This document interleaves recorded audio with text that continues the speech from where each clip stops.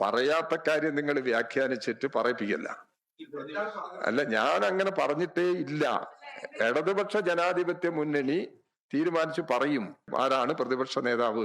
കൈരളിയിൽ വരാത്ത ഒരു വാർത്തയെ സംബന്ധിച്ച് എന്തിനാ കൈരളിയോട് അന്വേഷിക്കുന്നത്? ബിഗ് ടിവിയിൽ വന്ന വാർത്ത ശരിയാണെന്നോ തെറ്റാണെന്നോ ഞാൻ പറയുന്നില്ല. അത് ഇങ്ങനെ ഒരു വാർത്ത കേരള രാഷ്ട്രീയത്തിൽ മുഴങ്ങി വന്നിട്ടുണ്ട്. അതിനെ സംബന്ധിച്ച് എന്താണ് വിശദീകരണം എന്നുള്ളത് കോൺഗ്രസ് നടത്തിയാൽ മതി. മെയ് 1 രാവിലെ അന്നത്തെ പ്രതിപക്ഷ നേതാവ് മംഗലാപുരത്തേക്ക് ഒരു യാത്ര നടത്തുകയുണ്ടായി. ആ യാത്രയിൽ അദ്ദേഹത്തോടൊപ്പം ഉണ്ടായിരുന്നത് ഈ സ്വർണം കള്ളക്കടത്തിൽ, സ്വർണം കവർച്ചയിൽ SIT ചോദ്യം ചെയ്ത രജികുമാർ എന്നൊരു വ്യക്തി കൂടി അദ്ദേഹത്തോടൊപ്പം ഉണ്ടായിരുന്നു എന്ന് ബിഗ് TV റിപ്പോർട്ട് ചെയ്തിട്ടുണ്ട്. ആ യാത്ര ഈ കാടാമ്പുഴ ക്ഷേത്രം സന്ദർശിക്കാനാണ് എന്നാണ് പ്രതിപക്ഷ നേതാവ് വിശദീകരിച്ചത്. മൂകാംബിക ക്ഷേത്രം സന്ദർശിക്കാനാണ് പോയത് എന്നാണ് അദ്ദേഹത്തിന്റെ വിശദീകരണം. ഈ യാത്രയിൽ അദാനി ഗ്രൂപ്പിന്റെ പ്രസിഡന്റിനെ അന്നത്തെ പ്രതിപക്ഷ നേതാവ് കാണുകയുണ്ടായി. കർണാടകയിലെ NDA നേതാവായിട്ടുള്ള VM ഫാറൂഖിന്റെ വസതിയിലാണ് ഈ കൂടിച്ചേരൽ നടത്തിയത് എന്നാണ് വാർത്ത വന്നത്. ഇത് സംബന്ധിച്ച് കർണാടക കോൺഗ്രസ് കമ്മിറ്റി AICC നേതൃത്വത്തിന് പരാതി നൽകി എന്ന വാർത്തയും പുറത്തു വന്നിട്ടുണ്ട്. ബിഗ് TV ഗൗരവതരമായ ഒരു ആരോപണം ഈ പ്രശ്നവുമായി ബന്ധപ്പെട്ട് ഉന്നയിച്ചിട്ടുണ്ട്. അവരുന്നയിച്ച ആരോപണത്തിൽ പറഞ്ഞിട്ടുള്ളത് സതീശന് രാഷ്ട്രീയ ബിസിനസ് ആണോ എന്ന് ബിഗ് TV ചോദിക്കുന്ന നില സ്വീകരിക്കണ്ടായി. ഇങ്ങനെ ഒരു ഗൗരവമേറിയ ഒരു ആരോപണം വളരെ ഉന്നത സ്ഥാനത്ത് നിൽക്കുന്ന ഒരാൾക്കെതിരെ, ഇപ്പോൾ മുഖ്യമന്ത്രി ആകും എന്ന് പ്രതീക്ഷിക്കുന്ന ഒരാൾക്കെതിരെ ഉയർന്നു വന്നാൽ അതിന് ആവശ്യമായി ഈ പരാതി ശരിയാണോ തെറ്റാണോ, പരാതി ശരിയോ തെറ്റോ എന്നുള്ള പ്രശ്നത്തിലേക്കല്ല ഞാൻ കടക്കുന്നത്. ഇത്തരമൊരു പരാതി വന്നു കഴിഞ്ഞാൽ ആ പരാതി ശരിയാണോ തെറ്റാണോ എന്ന് വിശദീകരിക്കുന്നത് കോൺഗ്രസിന്റെ നേതൃത്വമാണ്. എന്നാൽ ഇതുവരെയും കേരളത്തിലെ KPCC നേതൃത്വമോ അഖിലേന്ത്യാ അടിസ്ഥാനത്തിലുള്ള കോൺഗ്രസിന്റെ ഹൈക്കമാൻഡോ ഇത് സംബന്ധിച്ചുള്ള ഒരു വിശദീകരണവും ഇതുവരെയും നൽകിയിട്ടില്ല എന്നുള്ളതാണ് ഇതിന്റെ യഥാർത്ഥ സ്ഥിതി. അപ്പോൾ ഈ പ്രശ്നത്തിൽ, ഈ ഉന്നയിക്കപ്പെട്ട ആരോപണത്തിൽ വ്യക്തത വരുത്തേണ്ടതുണ്ട്. ആ വ്യക്തത വരുത്തുന്നതിന് ആവശ്യമായിട്ടുള്ള വിശദീകരണം കോൺഗ്രസിന്റെ നേതൃത്വമാണ് നൽകേണ്ടത്. രണ്ട് കോൺഗ്രസിനും വിശദീകരണം നൽകാനുള്ള ഉത്തരവാദിത്വമുണ്ട്. KPCC നേതൃത്വത്തിനും ഉത്തരവാദിത്വമുണ്ട്, AICC നേതൃത്വത്തിനും ഉത്തരവാദിത്വമുണ്ട്. ആ ഉത്തരവാദിത്വം അവർ നിറവേറ്റണം. ഈ ആരോപണം ശരിയോ തെറ്റോ എന്നുള്ളത് ആവശ്യമായ വിശദീകരണം നൽകേണ്ടത് അവരാണ്. ഈ പ്രശ്നത്തെക്കുറിച്ച്, ഉന്നയിക്കപ്പെട്ട ആരോപണത്തെക്കുറിച്ച് ഗൗരവമായ അന്വേഷണം നടത്തണം എന്നുള്ളതാണ് ഇടതുപക്ഷ ജനാധിപത്യ മുന്നണി ആവശ്യപ്പെടുന്നത്. മറ്റൊരു പ്രധാനപ്പെട്ട പ്രശ്നം, ഇപ്പം കർണാടക കോൺഗ്രസ് പരാതി നൽകിയോ ഇല്ലയോ എന്നുള്ളത് ഇപ്പം ഒന്നും നമുക്ക് പറയാൻ പറ്റില്ല. അത് പറയേണ്ടത് കോൺഗ്രസിന്റെ നേതൃത്വമാണ്. അപ്പൊ ആ നിലയിൽ ആ കാര്യങ്ങളിൽ ആവശ്യമായ വ്യക്തത ഉണ്ടാവണം എന്നുള്ളതാണ് ഈ പ്രശ്നത്തിൽ ചൂണ്ടിക്കാണിക്കാനുള്ളത്. മറ്റൊരു പ്രധാനപ്പെട്ട പ്രശ്നം ഇന്ന് കേരളമാകെ ചർച്ച ചെയ്യുന്നത് കേരളത്തിന്റെ ഭാവി മുഖ്യമന്ത്രി ആരായിരിക്കും. ഇത് സംബന്ധിച്ചുള്ള ഹൈക്കമാൻഡിന്റെ തീരുമാനത്തിന് വേണ്ടി എല്ലാവരും കാത്തു നിൽക്കുകയാണ്. ഇത്രയും ദിവസങ്ങളായിട്ടും ഹൈക്കമാൻഡിന് തീരുമാനമെടുക്കാൻ കഴിഞ്ഞിട്ടില്ല. അത് അവരുടെ ആഭ്യന്തരമായ കാര്യം. പക്ഷേ ജനാധിപത്യ വ്യവസ്ഥയാണുള്ളത്. ഭരിക്കാൻ ആവശ്യമായത്ര ഭൂരിപക്ഷം, അങ്ങനെയുള്ള ഇടതുപക്ഷ ജനാധിപത്യ മുന്നണി പ്രതിപക്ഷത്തിരിക്കാനാണ് ജനവിധി. ആ ജനവിധിക്കനുസരിച്ച് ഇടതുപക്ഷ ജനാധിപത്യ മുന്നണിക്കോ അല്ലെങ്കിൽ ഇടതുപക്ഷ ജനാധിപത്യ മുന്നണിക്കോ പ്രവർത്തിക്കാൻ കഴിയും. ജനവിധി കോൺഗ്രസിന്റെ നേതൃത്വത്തിലുള്ള UDF കേരളം ഭരിക്കണമെന്നാണ്. അത് ഒരു ജനാധിപത്യ സംവിധാനത്തിൽ ഒരു പ്രധാനപ്പെട്ട തീരുമാനം തന്നെയാണത്. ആ തീരുമാനത്തോട് നീതി പുലർത്താനുള്ള ബാധ്യത കോൺഗ്രസിനും UDFനും ഉണ്ട്. ജനങ്ങളോട് നീതി പുലർത്താനല്ല, ജനങ്ങളുടെ ജനാധിപത്യ മനസ്സിനോട് നീതി പുലർത്താനുള്ള ബാധ്യത അവർക്കുണ്ട്. ആ ബാധ്യത അവർ നിറവേറ്റുന്നില്ല. കേരളത്തിൽ ഗവൺമെന്റ് രൂപീകൃതമായിട്ടില്ലെങ്കിലും ഗവൺമെന്റിന്റെ ഭാഗമായി നടക്കേണ്ടുന്ന നിരവധി ഭരണ നടപടികൾ തുടരുകയാണ്. സംഘടനാ ഭാരവാഹികൾ കൊടുക്കുന്ന ലിസ്റ്റിനനുസരിച്ച് സർക്കാർ ജീവനക്കാരെ തലങ്ങും വിലങ്ങും സ്ഥലം മാറ്റം നടത്തി തുടങ്ങി.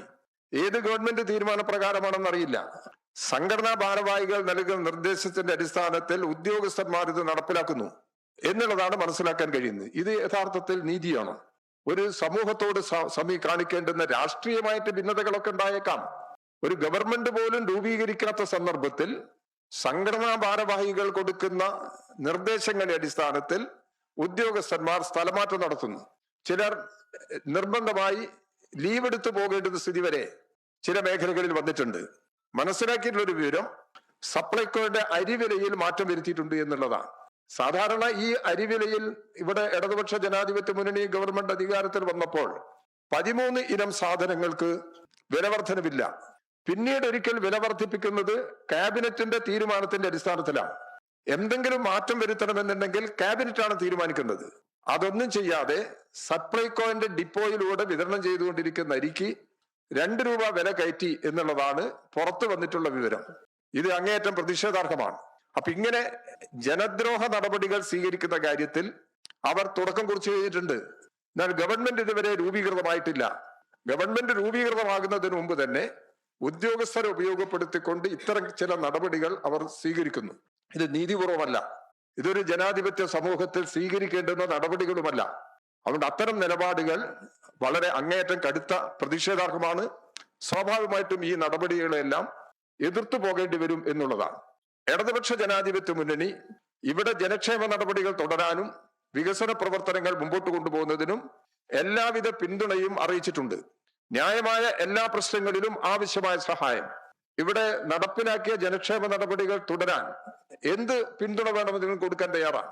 പക്ഷെ അതിന് വ്യത്യസ്തമായ ഒരു നിലപാട് സ്വീകരിക്കുകയാണെങ്കിൽ സ്വാഭാവികമായിട്ടും ആ പ്രശ്നങ്ങളെ എതിർക്കേണ്ടതായിട്ട് വരും എന്നുള്ളതാണ് ഞങ്ങൾക്ക് ചൂണ്ടിക്കാണിക്കാനുള്ളത്. ഇതാണ് പറയാനുള്ള വിഷയം. സതീശനുമായി ബന്ധപ്പെട്ട് ഇപ്പൊ പറഞ്ഞ ആരോപണം വാർത്ത ഒരു 3-4 ദിവസം മുമ്പ് ചാനലിൽ വന്നതാണ്. ആ ഒരു വാർത്ത മാത്രം കണ്ട് നമ്മളെ പോലെ ആ വാർത്ത മാത്രം കണ്ടതിന്റെ അടിസ്ഥാനത്തിൽ ഇങ്ങനെ ഒരു ആരോപണം ഉന്നയിക്കാണോ? ഇല്ല, ഞാൻ പരിശോധന നടത്തണമെന്നേ പറഞ്ഞിട്ടുള്ളൂ. 3 ദിവസമായി അല്ല, 3 ദിവസം കഴിഞ്ഞിട്ടും കോൺഗ്രസിന്റെ ഭാഗത്തുനിന്ന് ഒരു വിശദീകരണം വരുന്നില്ല.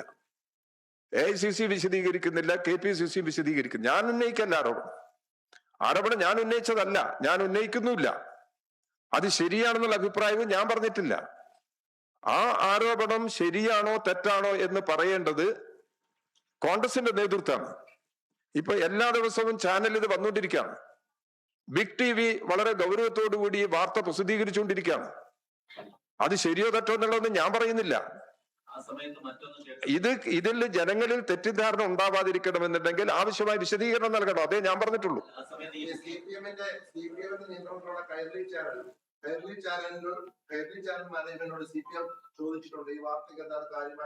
കൈരളിയിലല്ല വന്നത്.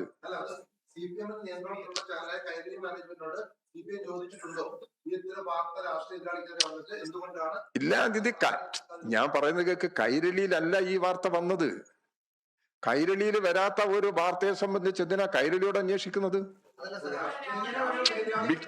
ബിഗ് ടിവിയിലാണ്. ബിഗ് ടിവിയിൽ വന്ന വാർത്ത ശരിയാണെന്നോ തെറ്റാണെന്നോ ഞാൻ പറയുന്നില്ല. അത് ഇങ്ങനെ ഒരു വാർത്ത കേരള രാഷ്ട്രീയത്തിൽ മുഴങ്ങി വന്നിട്ടുണ്ട്. അതിനെ സംബന്ധിച്ച് എന്താണ് വിശദീകരണം എന്നുള്ളത് കോൺഗ്രസ് നടത്തിയാൽ മതി. അതേ ഞാൻ പറഞ്ഞിട്ടുള്ളൂ. ഞാൻ കോൺഗ്രസിനെതിരായിട്ട് ഒരു ആരോപണം ഉന്നയിച്ചിട്ടില്ല. കോൺഗ്രസുമായി ബന്ധമുള്ള ചില മാനേജ്മെന്റുകളിലൊക്കെ ചാനൽ രീതിയിൽ പറഞ്ഞു കേട്ടു. അപ്പൊ ഈ കോൺഗ്രസിനകത്ത് മുഖ്യമന്ത്രി തർക്കം വന്നതിന് ശേഷം വന്ന ഒരു വാർത്തയാണെന്നുള്ള രീതിയിൽ മുഖ്യമന്ത്രി തർക്കം ഉണ്ടോന്ന് പോലും എനിക്കറിയില്ല. അവർ തമ്മിൽ തർക്കിക്കുന്നുണ്ട്. അപ്പൊ ശരിക്കും പറഞ്ഞാൽ ഇപ്പൊ CPM ഇതിൽ കക്ഷി ചേരുകയാണ്? ഇല്ല, CPM കക്ഷി ചേർന്നിട്ടില്ല. CPM ഇത് സംബന്ധിച്ച അഭിപ്രായം ഞാൻ ഇടതുപക്ഷ ജനാധിപത്യ മുന്നണിയുടെ കൺവീനർ എന്നുള്ള നിലയിൽ ആണ് ഈ പ്രശ്നം ഉന്നയിക്കുന്നത്. CPM എന്നുള്ള നിലയിലല്ല. ഇടതുപക്ഷ ജനാധിപത്യ മുന്നണിയുടെ കൺവീനർ എന്നുള്ള നിലയിൽ കേരളത്തിൽ ഉയർന്നു വന്ന ഈ പ്രശ്നങ്ങളിൽ തെറ്റിദ്ധാരണ നീക്കാൻ ആവശ്യമായ വിശദീകരണമാണ്. അതേ ഞാൻ പറഞ്ഞതിന്റെ അർത്ഥമുള്ളൂ. ഞാൻ ഈ ആരോപണത്തെ അംഗീകരിച്ചിട്ടില്ല, ആരോപണത്തെ ഞാൻ ന്യായീകരിച്ചിട്ടില്ല. ഇങ്ങനെ ഒരു പ്രധാനപ്പെട്ട ചാനൽ ഇവിടെ ഈ കാര്യങ്ങൾ പുറത്തു കൊണ്ടുവന്നിട്ടുണ്ട്. എന്താണ് അതിന്റെ വസ്തുത? ശ്രീ സതീശൻ ഈ 1-ാം തീയതി യാത്ര നടത്തി എന്നുള്ളത് ശരിയാണ്. അതിന് അദ്ദേഹത്തിന്റെ വിശദീകരണം അതും ഞാൻ പറഞ്ഞു. അദ്ദേഹത്തിന്റെ വിശദീകരണം ഏത് ക്ഷേത്ര പറഞ്ഞത്? മൂകാംബിക ക്ഷേത്രത്തിൽ. മൂകാംബിക ക്ഷേത്രം സന്ദർശിക്കുന്നതിന് വേണ്ടി പോയി എന്നാണ് അദ്ദേഹത്തിന്റെ വിശദീകരണം. ആ വിശദീകരണം വന്നിട്ടും ബിഗ് TV ഇതിങ്ങനെ വ്യാപകമായിട്ട് പ്രചരിപ്പിക്കുന്നു. ബിഗ് ടി വിയിൽ ഇത് ഇക്കാര്യങ്ങൾ പ്രചരിപ്പിക്കുന്നതിനെതിരായിട്ട് എന്തെങ്കിലും പ്രതികരണം വന്നതായിട്ടും എന്റെ ശ്രദ്ധയിൽപ്പെട്ടിട്ടില്ല. അതുകൊണ്ടാണ് ഇത് പറയാൻ കാരണം. പക്ഷെ CPM ഈ ആരോപണത്തിൽ കക്ഷി ചേർന്നിട്ടില്ല. CPM ഉന്നയിക്കുന്ന ആരോപണമല്ല ഇത്. ഇടതുപക്ഷ ജനാധിപത്യ മുന്നണി ഇതൊരു ആരോപണമായിട്ട് ഉന്നയിച്ചതല്ല. ഇങ്ങനെ വന്നൊരു ആരോപണത്തെ കുറിച്ച് ആവശ്യമായ വിശദീകരണം നൽകണമെന്നാണ്. അത് സംബന്ധിച്ചുള്ള ഒരു അന്വേഷണം വേണമെന്നുള്ളതാണ് ഞാൻ പറഞ്ഞിട്ടുള്ളൂ. അതല്ലാതെ ആരോപണം ന്യായീകരിക്കാനോ ആരോപണത്തെ സ്ഥിരീകരിച്ചുകൊണ്ടുള്ള ഒരു സമീപനം ഞാൻ എടുത്തിട്ടില്ല. ഈ പ്രതിപക്ഷ നേതാവിന്റെ കാര്യത്തിൽ ഒരു തീരുമാനം ഉണ്ടോ? അതിപ്പോ അവർക്കേ പറയാൻ പറ്റുള്ളൂ. പ്രതിപക്ഷ നേതാവിന്റെ അത് മുഖ്യമന്ത്രി തീരുമാനം വന്നോട്ടെ. എന്തിനാ ഇപ്പൊ തീർക്കുന്നത്? അതിലെന്ത് കാത്തിരിക്കാൻ? മുഖ്യമന്ത്രി വന്നിട്ടല്ലേ പ്രതിപക്ഷ നേതാവ്. പ്രതിപക്ഷ നേതാവിന്റെ കാര്യം പറയേണ്ട സമയത്ത് പറയും, തീരുമാനിക്കേണ്ട സമയത്ത് തീരുമാനിച്ചു പറയും. ഇത്രേ കാര്യമുള്ളൂ. അതിന് ഒരു തർക്കത്തിന്റെ പ്രശ്നമല്ല. നിങ്ങൾ ഉന്നയിക്കുന്ന രീതിയിലുള്ള ഒരു തർക്കത്തിന്റെയും പ്രശ്നം പ്രതിപക്ഷ നേതാവിനെ തീരുമാനിക്കുന്ന കാര്യത്തിൽ ഇല്ല.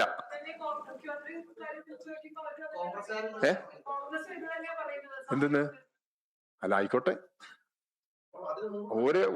ഓരിപ്പോ സമയമാകുമ്പോ തീരുമാനിച്ചാൽ മതി. ഞാൻ കാര്യം പറയണ്ടല്ലോ, പറഞ്ഞില്ലല്ലോ. മുഖ്യമന്ത്രിയെ കോൺഗ്രസ് പ്രഖ്യാപിക്കുന്നതിന് മുൻപ് CPM പ്രതിപക്ഷ നേതാവ് പ്രഖ്യാപിക്കില്ല. അങ്ങനെ വേണോ? ഇല്ല, അങ്ങനെ ഞാൻ പറഞ്ഞിട്ടില്ല. പറയാത്ത കാര്യം നിങ്ങൾ വ്യാഖ്യാനിച്ചിട്ട് പറയിപ്പിക്കല്ല. അല്ല, ഞാൻ അങ്ങനെ പറഞ്ഞിട്ടേ ഇല്ല. ഇടതുപക്ഷ ജനാധിപത്യ മുന്നണി തീരുമാനിച്ചു പറയും ആരാണ് പ്രതിപക്ഷ നേതാവ്. CPM ആണ് അത് തീരുമാനിക്കേണ്ടത്. CPM അത് തീരുമാനിച്ചു പറയും. അത്രേ കാര്യമുള്ള അതിന്റെ കാര്യത്തിൽ. അത് എപ്പോ പറയും, ഏത് സമയം പറയും എന്നുള്ളതിനെ പറ്റി ഞാനൊന്നും പറയുന്നില്ല. അത് നിങ്ങൾ ചോദിച്ചതിനുള്ള ഒരു മറുപടി മാത്രമാണ് ഞാൻ പറഞ്ഞത്. ഇവിടെ മുഖ്യമന്ത്രിയുടെ തീരുമാനം വന്നിട്ടില്ലല്ലോ. വരാതെ അത് വരട്ടെ, വന്നതിന് ശേഷം മതിയല്ലോ പ്രതിപക്ഷ നേതാവ്.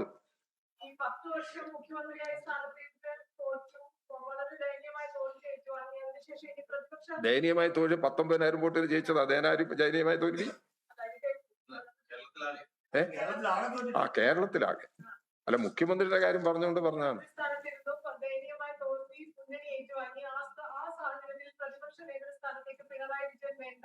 എന്നാണ് CPIയുടെ നേതൃയോഗത്തിൽ ഉയർന്ന അഭിപ്രായം. മാത്രമല്ല, ഉപമുഖ്യമന്ത്രി സ്ഥാനം CPIക്ക് കൊടുക്കണം. പറയട്ടെ, ഉപനേതാവ് സ്ഥാനം, പ്രതിപക്ഷ ഉപനേതാവ് സ്ഥാനം ആവശ്യപ്പെട്ടിട്ടുമുണ്ട് CPI. CPI ആവശ്യപ്പെട്ടിട്ടുണ്ടെങ്കിൽ അവരോട് അന്വേഷിച്ചാൽ മതി. CPIയുടെ ജനറൽ സെക്രട്ടറിയുടെ ഒരു പത്രസമ്മേളനത്തിലെ വാർത്ത ഇന്ന് പത്രം പ്രസിദ്ധീകരിച്ചിട്ടുണ്ട്. ഞാനത് ജനകീയ പത്രത്തിൽ വന്ന വാർത്ത പൂർണ്ണമായിട്ട് ഞാൻ വായിച്ചിട്ടുണ്ട്. ആ വാർത്തയിലൊന്നും താങ്കൾ ഇപ്പോൾ ചൂണ്ടിക്കാണിച്ചിട്ടുള്ള പ്രശ്നങ്ങൾ ഉയർത്തിക്കൊണ്ടുവന്നിട്ടില്ല. പ്രതിപക്ഷ നേതാവിന്റെയും ഉപനേതാവിന്റെയും ഒക്കെ പ്രശ്നം കേരളത്തിൽ ചർച്ച ചെയ്ത് തീരുമാനിക്കും എന്നാണ് അവർ പറഞ്ഞിരിക്കുന്നത്. CPIക്ക് അങ്ങനെ ഒരു ഡിമാൻഡ് ഉണ്ടോ ഇല്ലയോ എന്നുള്ളത് എനിക്കറിയില്ല. CPIയുടെ ജനറൽ സെക്രട്ടറി പത്രസമ്മേളനത്തിൽ പറഞ്ഞിട്ടുള്ള ഒരു വിവരമാണ്.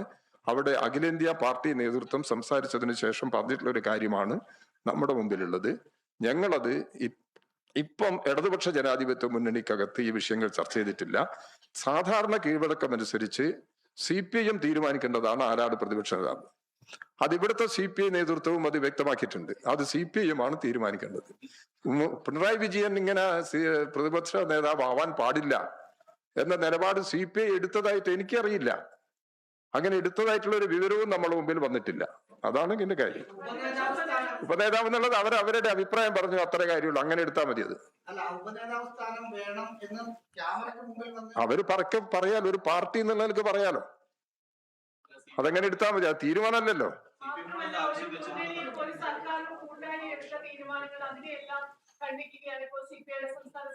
എങ്ങനെ നിങ്ങൾ ദയവ് ചെയ്തിട്ട് CPI വിശദീകരിക്കേണ്ടുന്ന പ്രശ്നം എന്നോട് ചോദിക്കല്ല. അത് അവരോട് നിങ്ങൾ സംസാരിച്ചോ. ഇടതുപക്ഷ ജനാധിപത്യ മുന്നണിയുടെ നിലപാടിനെ കുറിച്ച് ഞാൻ നിങ്ങളെ വിളിച്ച് സംസാരിച്ചിട്ടുണ്ട്. ഇടതുപക്ഷ ജനാധിപത്യ മുന്നണി ഒരു തവണയാണ് യോഗം ചേർന്നത് ഇലക്ഷൻ റിസൾട്ടിന് ശേഷം. അതൊരു പ്രാഥമികമായ അവലോകനം നടത്തി. ആ അവലോകനത്തിന്റെ ഭാഗമായിട്ടാണ് ഇടതുപക്ഷ ജനാധിപത്യ മുന്നണി വലിയ തിരിച്ചടിയേറ്റു. ആ തെരഞ്ഞെടുപ്പ് ഫലത്തിൽ അതിനുള്ള കാരണം എന്താണ് എന്നുള്ളത് വളരെ ഗ്രാസ് റൂട്ട് ലെവലിൽ ഞങ്ങൾ പരിശോധിച്ച് എന്തെങ്കിലും പ്രശ്നങ്ങൾ ജനങ്ങളുടെ മുമ്പിൽ നിന്ന് ഉയർന്നു വന്നിട്ടുണ്ടെങ്കിൽ, ഞങ്ങൾ തിരുത്തേണ്ടുന്ന എന്തെങ്കിലും പ്രശ്നങ്ങൾ ഉയർന്നു വന്നിട്ടുണ്ടെങ്കിൽ ഞങ്ങൾ അത് തിരുത്തും. ഇത്രയും കാര്യങ്ങളാണ് ഇടതുപക്ഷ ജനാധിപത്യ മുന്നണിക്കകത്ത് ആലോചിച്ചത്.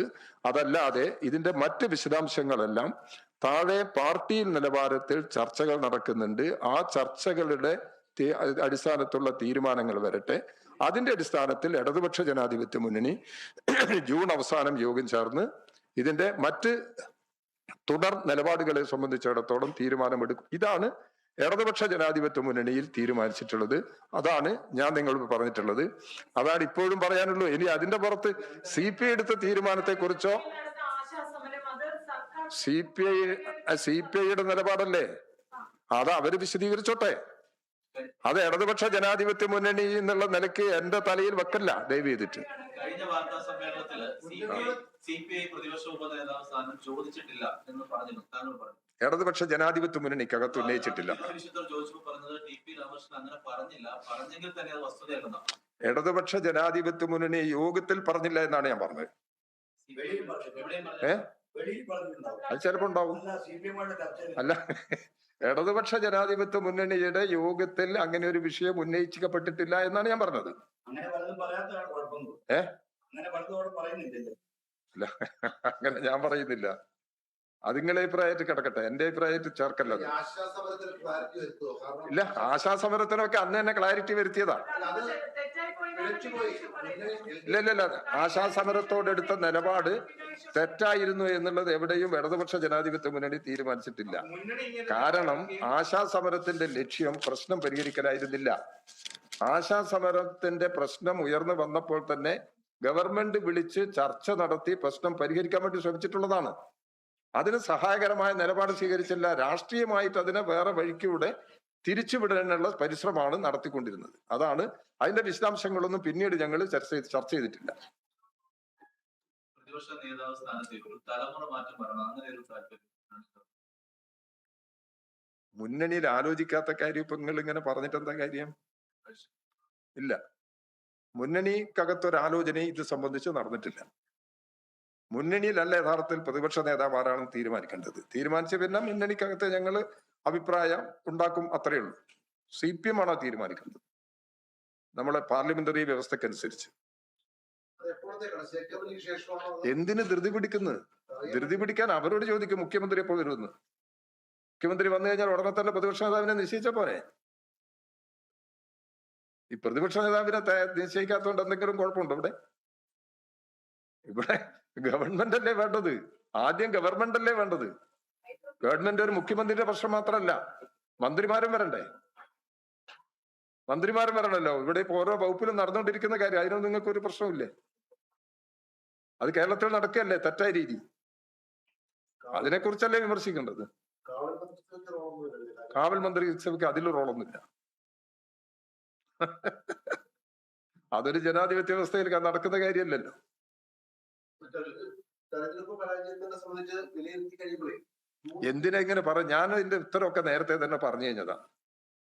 തെരഞ്ഞെടുപ്പ് പരാജയം വിലയിരുത്തി എന്ത് എന്നുള്ളതൊക്കെ ഇനി തീരുമാനിക്കേണ്ട കാര്യമല്ലേ. അല്ലെ, പൊതുസമൂഹത്തിൽ രണ്ട് കാര്യം. ഒന്ന്, ഉത്തരവാദി ഇല്ല, അത് ഇടതുപക്ഷ ജനാധിപത്യ മുന്നണി അംഗീകരിക്കുന്നില്ല. രണ്ട് പാർട്ടി സെക്രട്ടറി ആയിരുന്ന MP ഗോവിന്ദ മാഷാണ്. അത് അഭിപ്രായമല്ലേ, ഇടതുപക്ഷ ജനാധിപത്യ മുന്നണി അഭിപ്രായമല്ല. ഓ, അത് നിങ്ങളുടെ മീഡിയാസൊക്കെ ചില ചർച്ചകളൊക്കെ നടത്തിക്കൊണ്ടിരിക്കുന്നുണ്ട്. അതൊക്കെ അങ്ങനെ ഒരു വിലയിരുത്തല് ഇടതുപക്ഷ ജനാധിപത്യ മുന്നണിക്കോ CPM-നോ ഇതുവരെ നടത്തിയിട്ടില്ല. അല്ല, നടക്കൂല്ലോ എന്നൊക്കെ വേറെ കാര്യം. അത് പിന്നെ അത് വരുന്ന സമയത്തേക്ക് അറിയാം. ശരി, ഓക്കെ. വേറൊരു വിഷയം, ഇപ്പൊ ഈ പെട്രോൾ ഡീസൽ വില കൂടാൻ പോകുന്നത്. അപ്പൊ വിലക്കയറ്റം ഭയങ്കരമായിട്ട് കേരളത്തിൽ കൊണ്ടിട്ടുണ്ട് ഭാഗമായിട്ട്.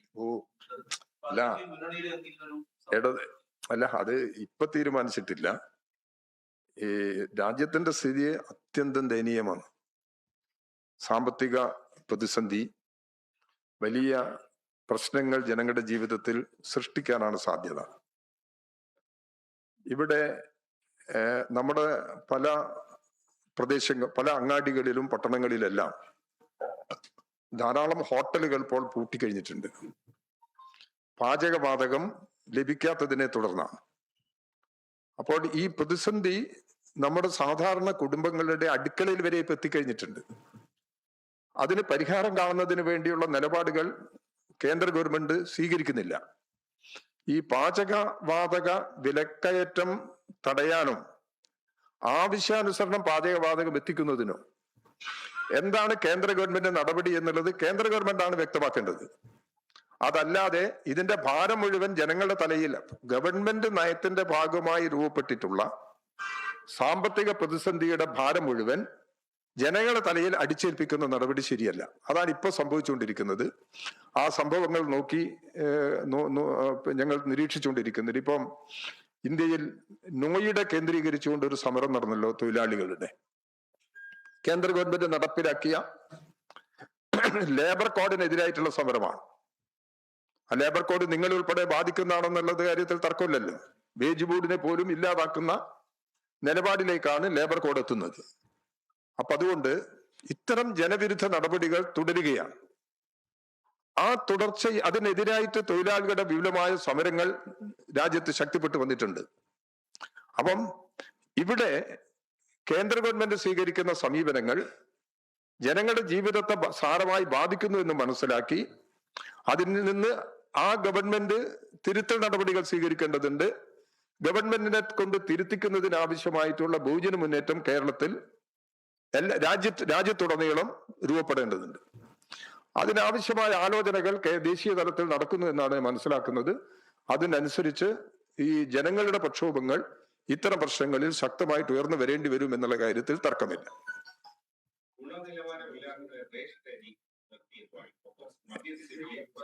എന്താ അത്?